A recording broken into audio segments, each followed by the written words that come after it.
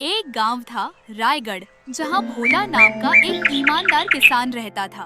भोला की जमीन पत्थरीली थी, पानी की कमी थी और फसल मुश्किल से उगती थी। हर साल नुकसान उठाता, लेकिन कभी हिम्मत नहीं हारता।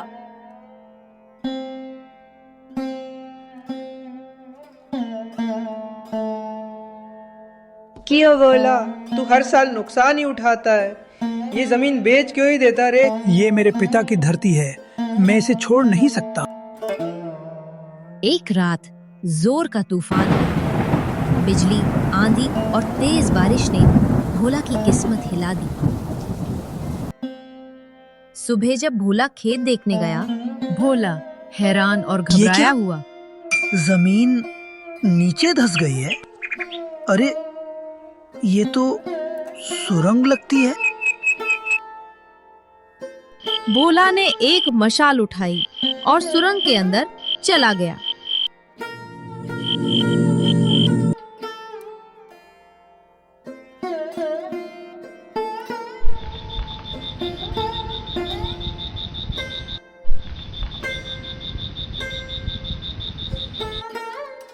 ये तो पुरानी चट्टानों की दीवार है। भोला हाथ लगाकर झटका देता है। अरे, दीवार खुल गई।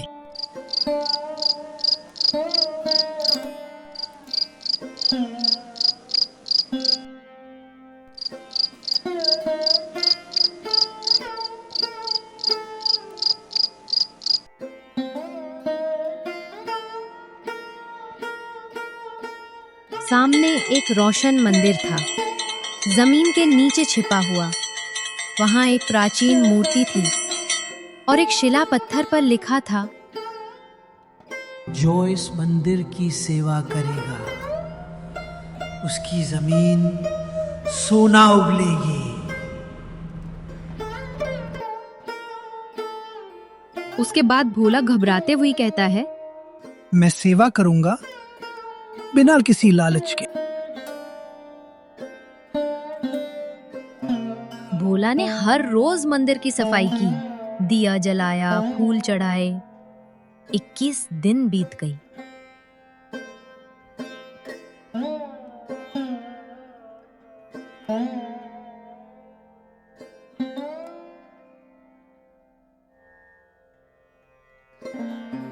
एक दिन जब भोला अपना खेत देखने गया, भोला सोच में पड़ गया।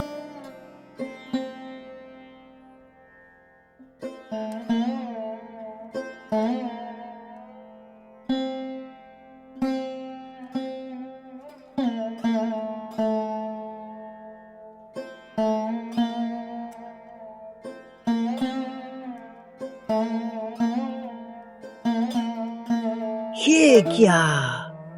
मेरी जमीन पर सब्जियां, गेहूं, फूल सब अपने आप उगाए हैं, और ये पानी भी तो जमीन से निकल रहा है।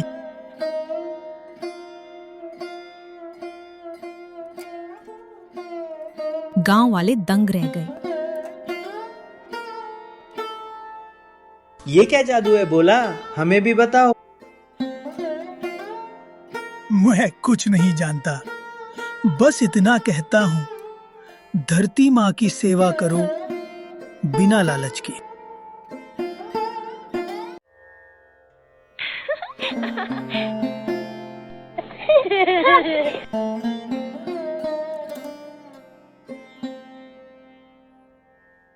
धीरे धीरे भोला ने एक जैविक खेती का स्कूल शुरू किया। गांव का रंग बदल गया। कुछ साल बाद भोला को बहुत बड़े मंत्री का बुलावा आया।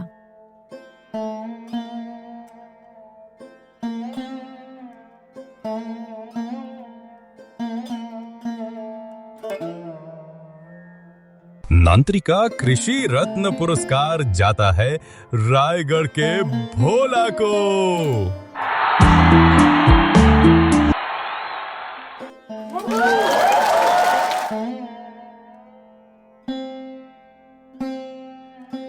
भोला अपने सच्चे मन से बोलने लगा।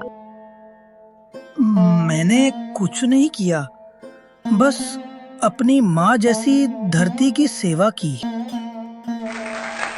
भोला ने पैसा नहीं कमाया, लोगों का भरोसा जीता और एक कहानी छोड़ गया, एक किसान की जो जमीन के नीचे छुपे भगवान को ढूंढ लाया।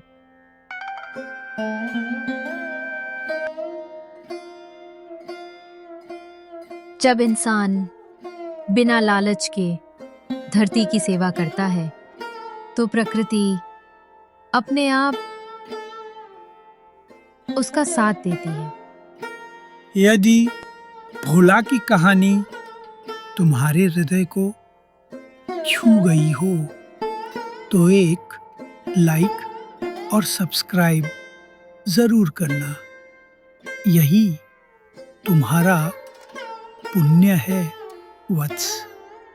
एक